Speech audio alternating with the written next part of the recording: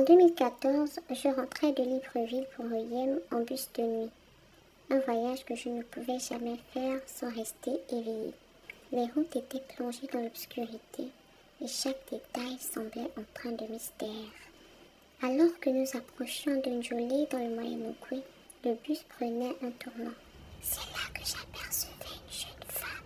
Elle avait le teint clair, était dans la vingtaine et portait une mini-jupe plissée rouge avec un débardeur bleu ciel, traînant un trolley. Éclairée par les phares, elle levait la main pour cacher son visage. Ce qui me frappait, c'était qu'elle se dirigeait vers Libreville, seule au cœur de la forêt.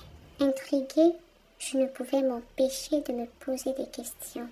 Que faisait-elle là, à cette heure-ci? Une angoisse grandissait en moi. Nous arrivions à un joli centre et le temps semblait s'étirer. Je scrutais la route, espérant voir un autre véhicule. 20 minutes passaient sans que rien ne bouge. Agacée, je me suis tournée vers le chauffeur et je lui ai dit « La jeune fille que j'ai vue, elle n'arrive pas. » Le chauffeur éclatait de rire. Il me répond « Tu l'as vraiment vue ?» Quand je confirmais, il ajouta « Oublie-la, c'est une revenante. » Les femmes dans le bus, en route pour le Cameroun, m'écoutaient attentivement. Et elles vont me lancer « C'est une revenante. Elle a été là où nous l'avons croisée. Un homme l'a emmenée.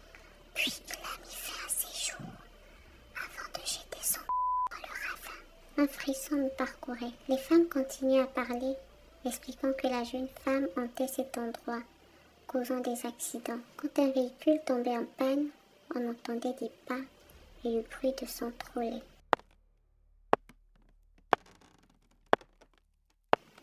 À cet instant, tout s'éclairait pour moi. Je réalisais que j'avais croisé un fantôme, une âme perdue entre deux mondes.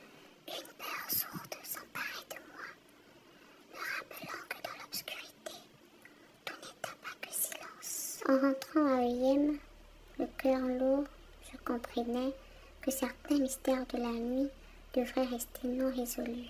Sois vigilant, car la nuit cache des secrets.